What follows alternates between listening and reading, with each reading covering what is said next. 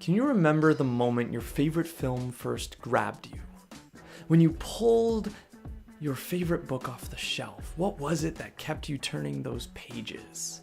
There's a skill we absolutely need to develop as writers, where we take our audience, load them into a canon, and fire them into our story.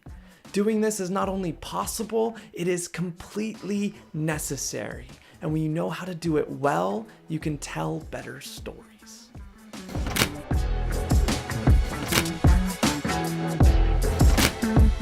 For many stories, the moment that grabs us is the moment that grabs the hero as well. It could be as dynamic as being shot into space for intergalactic quests, or as simple as starting a new year of high school, but in a new town. Either way, we call these moments initial action, when our main character leaves normal behind and faces a conflict. There's one initial action that I know you remember. The moment when Harry Potter finds out that he's a wizard. How could we forget when Hagrid shows up, offers Harry a birthday cake, and says a line that we cannot forget? "You're a wizard, Harry." What we see in that moment for Harry Potter is two qualities that make the initial action pop. The first is that it provides an ending to the exposition. And the second is that it unites our main character with the conflict of the story. The first thing we need to understand is that the initial action is really like exposition part 2. The way this plays out in the first Harry Potter is that we're not actually all that surprised that Harry is a wizard. We were there when he was dropped off as a baby by some very strange characters doing some very magical things. And then throughout his life, magical things had been happening all around him. When he found out he was a wizard, there was this cheering sense of relief. Yes, he knows! The story can begin in earnest. Another way to put this would be that the exposition shows normal, but it is hinting at what's to come. There is an abnormal growing in the background that the hero is going to come into contact with. That contact is our initial action. Even in stories where the initial action is forced on the main character, there's a lead up. Think about Taken. It's relatively simple as far as movies go. A girl goes to Europe, she gets taken, kidnapped, and her father goes to find her and get some revenge on the bad guys who took her. I told you I would find you.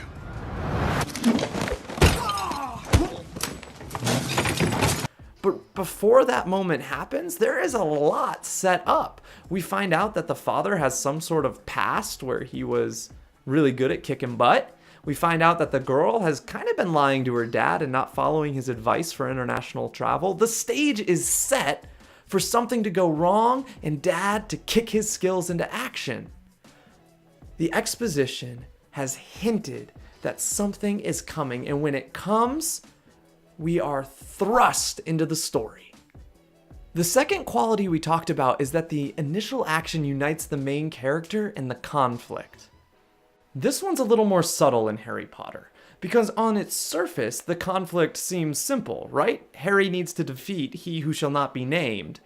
And yet, in the first book, there's something else going on. Harry is dealing with a conflict of his own that takes up a ton of the story. It's his own identity. In the exposition, we see the Dursleys have given him this worthless identity. They force him to live under the stairs. They treat him as a second-class member of their family. But when he is brought to Hogwarts, he is known to everyone as the boy who lived. He has notoriety. His identity is as someone truly heroic. And the question of the whole story boils down to, will Harry embrace this heroic identity?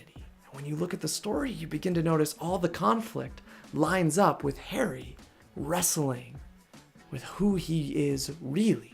And because of this, his discovery of the wizarding world, his discovery of classes and magic and wands and creatures is all part of that building story. In the initial action, Harry is united with the conflict for the first time in clear terms.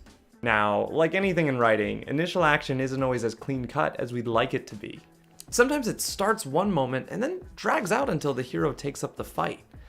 This happens in Spider-Man.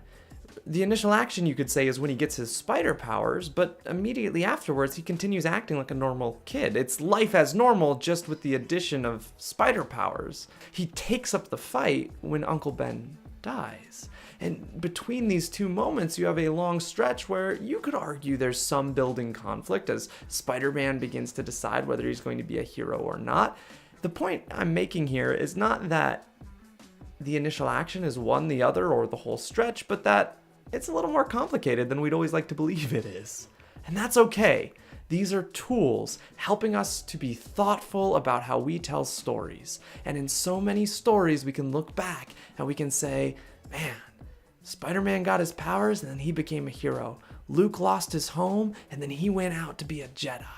Harry Potter went off with his family, but Hagrid showed up and told him he's a wizard. We find these moments where the hero is pulled out of their normal and thrust in the story, and us with them. Here's what I want to know this week. How are you paying off your exposition? What strange or background things happen that culminate in your hero being thrust from normal? Does your main character get united with the conflict? Now, I'm not saying they have to take up the fight. This could be by hook or by crook, but do they get united with the conflict? If not, take some time to think about your initial action. Is it really over? Was it clear enough that the hero was leaving normal behind? When you get it right, you can tell better stories.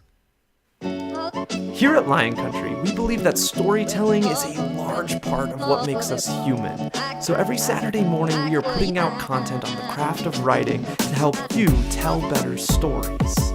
Until next time, grab a pen, grab some paper, and write yourself human.